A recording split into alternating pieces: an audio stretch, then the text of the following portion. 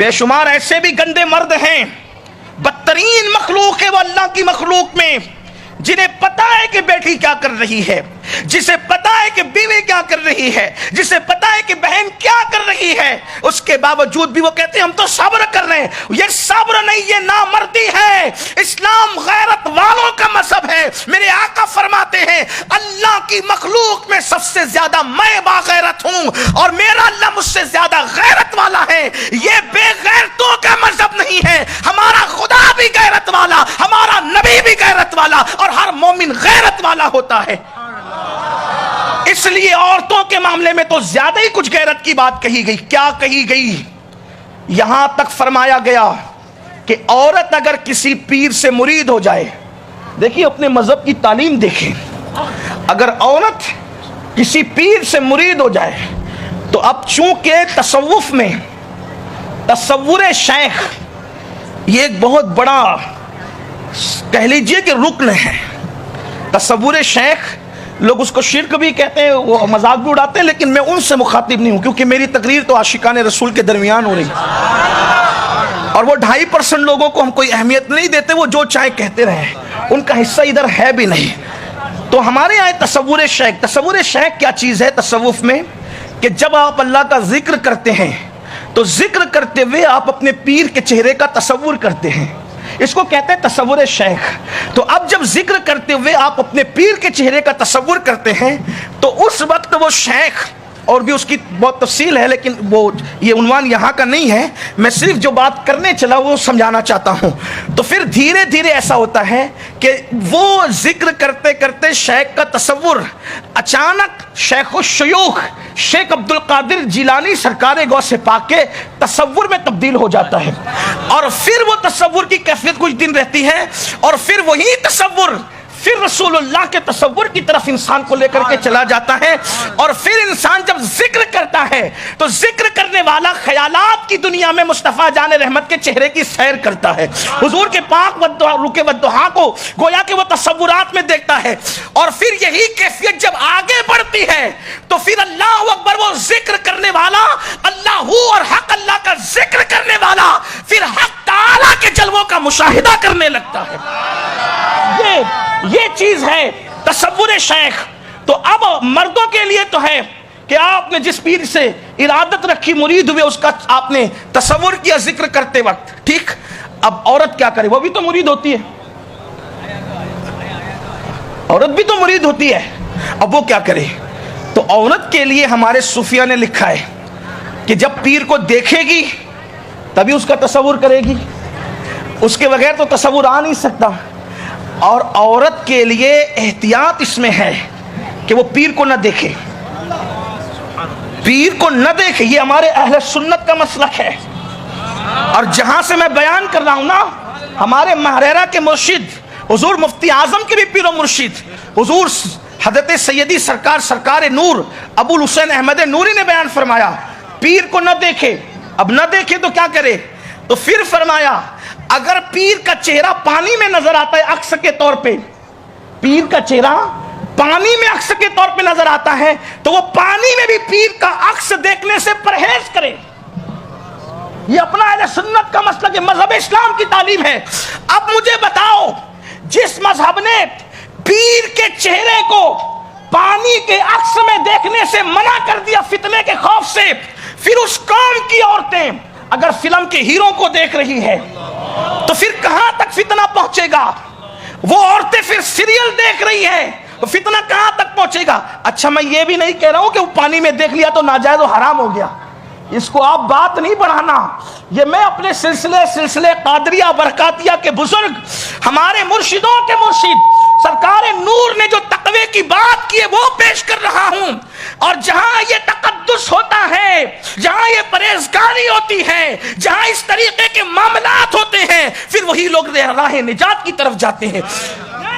मुर्शिद जो रूहानी बाप हो, मुर्शिद जो रूहानी बाप हो, पीर जो रूहानी, उसके अक्स को पानी में देखने से भी परहेज करने को तकवा करार दिया गया, एहतियातन मना किया गया। अब जो औरतें तो देवर से हंसी मजाक करें, जो सालियां बहनोई के साथ हल्दी खेले रतजगों के मौके पे कि ये तो मजाक का रिश्ता है, फिर अंजाम क्या होगा आप अंदाजा करें। फिर उसके बाद स्कूल और कॉलेज के दोस्तों के साथ फोन पर लंबी लंबी गुफ्तगू करें, अंजाम कहां तक जाएगा और किस तरह जहन्नम के दरवाजे लोगों के लिए वाह हो जाएंगे, इसका आप अंदाजा कर सकते हैं। आप कहेंगे तो क्या इंसान आंखें बंद कर ले? मैं फिर कहता हूं, बातों का गलत मफहूम न निकाला जाए, आंखें बंद न की जाए। इस्लाम न तर्क दुनिया का नाम है, न गर्क दुनिया का नाम है। हम न तर्क की बात करते हैं, न गर्क की बात करते हैं। इस्लाम न इफरात की बात करता है, न तफरीत की बात करता है। इस्लाम तो एतदाल की बात करता है। औरतों से बात करने की जरूरत तो बिल्कुल कीजिए, निगाहें नीची करके कीजिए। अगर कोई हुस्न वाले की तरफ चेहरा नजर करने से दिल में गंदे ख्यालात पैदा होते हैं, फौरन निगाहें नीची कीजिए। एक बात मुझे याद आई, आपने ये तो सुन लिया, बदनजरी करोगे तो क्या गुनाह होगा, पाप की नजर से देखोगे तो क्या गुनाह होगा। अल्लाह अकबर। एक बात और सुन ले, उसके बाद आगे बढ़ते हैं। फरमाया गया जो औरतों पे पाप की नजर डालते हैं, मरते वक्त उनका ईमान उनसे छीन लिया जाता है, वो काफिर होकर के मरते हैं। निगाहों का मिसयूज करने वालों की जबानों पे कलमे भी नहीं आते, बल्कि अल्लाह अकबर, यहां तक फरमाया गया कि दुनिया में जो जिनको तकता है सकरात के वक्त वही उनको नजर आता है और उसी के तसव्वुरात होते हैं। इसीलिए अल्लामा जलालुद्दीन सयूती ने लिखा है, एक आदमी मर रहा था, कलमा उसको लोग तलकीन कर रहे थे, कलमा पढ़ने की बात कर रहे थे, कलमा पढ़ो कलमा पढ़ो, और वो कलमा पढ़ने की बजाय कहता था वो हम्माम वाली कैसी थी, वो हम्माम वाली कैसी थी, और वो हम्माम वाली कैसी थी कहते कहते मर गया। हंसने की कोई बात नहीं है, मैं मौत का तस्करा कर रहा हूं। और याद रखना, अगर दौलत के नशे में चूर होकर के कोई औरतों की तरफ लग रहा है, अगर जवानी के नशे में चूर होकर कोई औरत की तरफ लग रहा है, उसको पता होना चाहिए एक दिन सकरात तुम पर भी तारी होगी, एक दिन सकरात हम पर भी तारी होगी। बड़े बड़े औलिया दुआ करते रहे, मौला मौत के वक्त कलेमा जारी फरमा, लेकिन याद रखो दौलत और जवानी के नशे में और गुरूर और घमंड में चकनाचूर इंसान, अगर तू खुदा के गजब को दावत दे रहा है, एक वक्त वो तुझ पर जरूर आएगा। आज तू जवानी के नशे में मेरे अल्लाह के गजब को दावत न दे। अल्लाह अल्लाह। इमाम सयूती लिखते हैं, हम्माम वाली करते करते वो मर गया। किसी ने पूछा उसके दोस्तों से, हम्माम वाली का क्या मसला है? वो कहा कि असल में ये एक औरत पता पूछ रही थी, किसी से एड्रेस मालूम कर रही थी, पता पूछ रही थी, तो इसने कहा कि उस औरत का खूबसूरती और हुस्न देखकर कहा कि जहाँ जो पता तुम पूछ रहे हो वो इधर है, और उसको धोखे से हम्माम में लेकर आ गया। बहुत हसीन और जमील थी वो औरत, और जब हम्माम में उसको बंद कर दिया तो कहने लगा कि मैं तेरे साथ बदी करना चाहता हूँ, ज़िना करना चाहता। वो औरत थी होशियार, उसने कहा मैं भूखे पेट हूँ, बदी में मज़ा क्या आएगा, मैं तू जितना बदी का दीवाना उससे ज़्यादा मैं बदी को चाहती हूँ, ज़िना मुझे तुझसे ज़्यादा अजीज़ है। बस बात इतनी है कि भूखे पेट मज़ा नहीं आना, पहले मुझे कुछ खिला, मैं कुछ खाऊं तब मज़ा आए गुनाह करने का।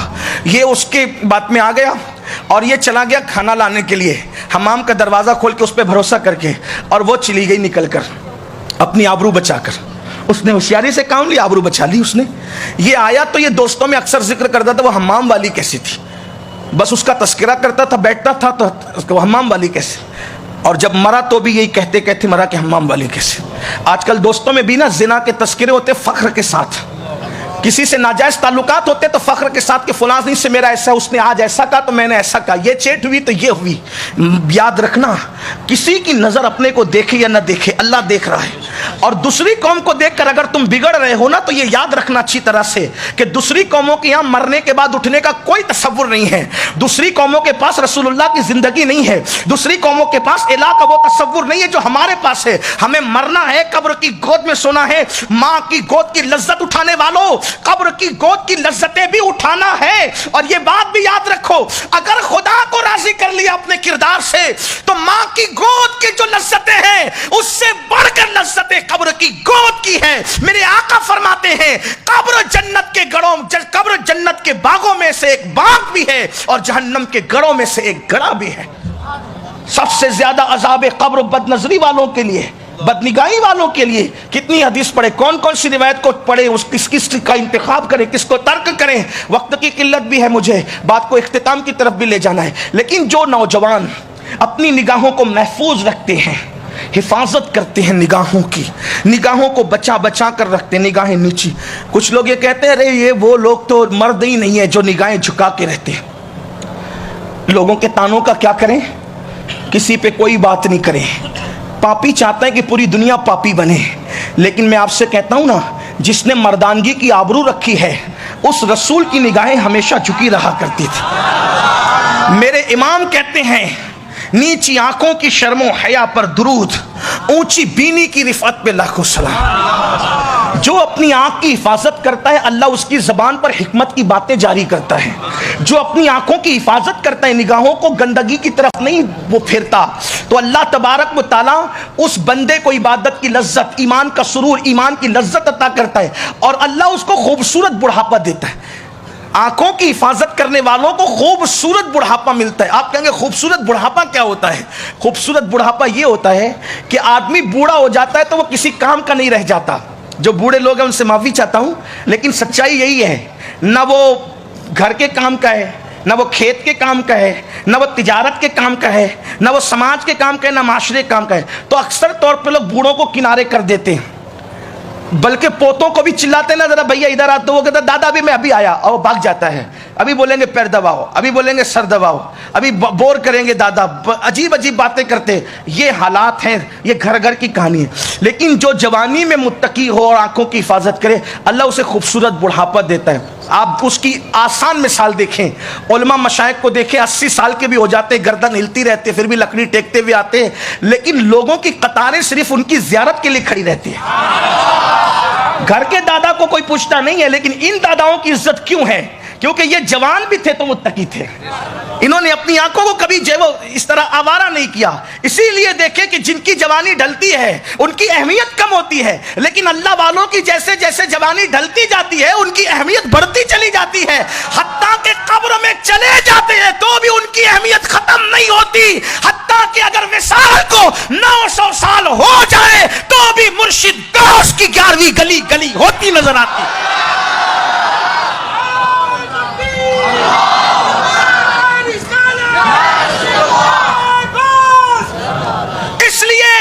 निगाहों को तकद्दुस दो, पाकीज़गी दो। तो हदीस बहुत खूबसूरत है। अल्लाह के रसूल अलैहिस्सलाम ने फरमाया, अल्लाह की एक जन्नत है जिसको जन्नत नईम कहते हैं। अल्लाह की एक जन्नत है जिसको जन्नत नईम कहते हैं। तो जन्नत नईम की तारीफ हुजूर ने बहुत बयान की। जन्नत नईम, उसका तस्करा भी कुरान में जगह जगह आया। आपने जन्नतुल फिरदौस, जन्नतुल मावा और जन्नतों का जिक्र तो सुना होगा। ये जन्नत नईम जो है, इसका तस्करा हुजूर ने बहुत किया। तो जब सहाबा के सामने जन्नत नईम का जिक्र आया तो हुजूर से पूछा, हुजूर ये जन्नत नईम मिलती किसको है? बहुत आसान है। जन्नत नईम का मिलना बहुत आसान। मेरे करीम आका के करम पर कुर्बान, वो तो निहायत सस्ता सौदा बेच रहे हैं जन्नत का। हम मुफलिस क्या मोल चुकाए, अपना हाथ ही खाली है। अल्लाह अकबर। जन्नत नईम की नेमतों का जिक्र किया। फिर सहाबा ने पूछा, अल्लाह मेरे नबी के हर सहाबी पर करोड़ों रहमत और नूर की बरसात फरमाए। कि वो सवाल पूछ पूछ कर हमारे लिए आसानी पैदा करते थे, सब पूछ डाला, कुछ छोड़ा ही नहीं। मुझे आका जन्नत नईम किसको मिलेगी?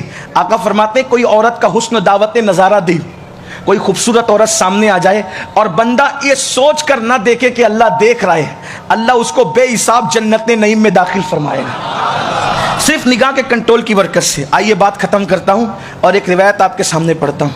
अगर निगाह की हिफाजत न करोगे, जिना में मुब्तला होने का खौफ होगा। और निगाह की हिफाजत न करना इंसान को कभी कभी कुफ्र तक ले जाता है। हज़रत ईसा अलैहिस्सलाम ने फरमाया, ईसा अलैहिस्सलाम फरमाते हैं, इस्लाम में तकवा ये है, मैं उसको मफहूम के तौर पे पेश कर रहा हूँ, एहतियात ये है, औरतों से एहतियात, कि अगर औरत किसी जगह पे बैठ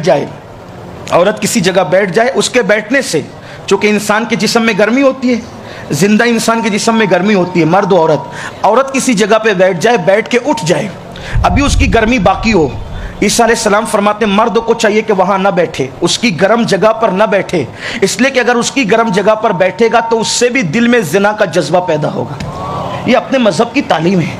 यहाँ तक फरमाया कि औरतों के कपड़ों को देखने से भी बचें, यानी जो औरतें कपड़े पहनती हैं, अगर वो किसी जैसे शोरूम में लगे हैं या रस्सी पे सूख रहे हैं, किसी दीवार पर रखे हुए हैं, किसी जगह पे रखे हुए हैं, किसी तिजोरी में रखे हैं, औरतों के खाली कपड़े देखने से भी बचो कि उससे भी दिल में पाप पैदा होता है। ये अपने मजहब की तकद्दुस देखें, अपने मजहब की तालीम का। और कहाँ औरतों के कपड़े देखने से मजहब रोक रहा था कि ये तकवा है, और कहाँ यहाँ नंगी औरतों को पूरी पूरी रात देख रहे हैं। गंदी फिल्में देख रहे हैं, ये सूरत हाल है। अब आप कहते हैं मौलाना हमारी बस्तियां तबाह हो रही है, वो फलां लीडर आ गया तो वो हमें मार रहा है, वो आ रहा है तो वो काट रहा है, वो आ रहा है तो घर उजाड़ रहा है, वो आ रहा है तो दुकानें तोड़ रहा है। मैंने कहा उनकी भी हम तायद नहीं करते, जालिमों को अल्लाह कैफर किरदार तक पहुंचाएगा, लेकिन आपसे बड़ा भी तो कोई जालिम है जमीन पे, जरा इसका भी तो अंदाजा करो। और जालिम तो दूसरों पे जुल्म करते हैं, तुम तो अपने आप पे जुल्म कर रहे हो। और जालिम तो दूसरों का दिल दुखाते हैं, तुम तो अपने नबी का दिल दुखा रहे हो। सोचो ना जरा, जब पूरी रात वो गंदी फिल्में नरम नरम गद्दों पे लेट कर देखते होंगे तो उस वक्त तो रसूलुल्लाह के दिल पे क्या गुजरता होगा। कोई बहनोई साली के साथ बदी करता होगा तो रसूलुल्लाह के दिल पर क्या गुजरती होगी। कोई ससुर जब किसी बहू पर पाप की नजर डालता होगा तो उस वक्त तो रसूलुल्लाह के दिल पर क्या गुजरती होगी। जो कौम नबी को इतनी तकलीफ पहुंचाए कब्र अनवर में, जिस मजहब में आम मुसलमान की कब्र का भी ये एहतराम है कि मुसलमान की कब्र के करीब चप्पल पहनकर मत जाओ, इसलिए कि जिससे जिंदों को तकलीफ पहुंचती है उससे मुर्दों को भी तकलीफ पहुंचती है। जिसको तुम मुर्दा कहते हो उसकी कब्र के करीब जूते और चप्पल को बजाकर चलने से मना कर दिया गया। वो रसूल जिसके सदके में पूरी कायनात को हयात और जिंदगी दी गई है, उनको कब्र अनवर में कब तक दिल दुखाते रहोगे, कब तक उनको परेशान करते रहोगे, कब तक उनको असियत देते रहोगे, कब तक उनको सताते रहोगे। इसलिए कि हम मुर्दा नबी के मानने वाले नहीं, हमारा नबी जिंदा भी है और हमारी जानों से करीब भी है। फिर भी हम नहीं सुधरते, हम बदलेंगे, हालात बदलेंगे,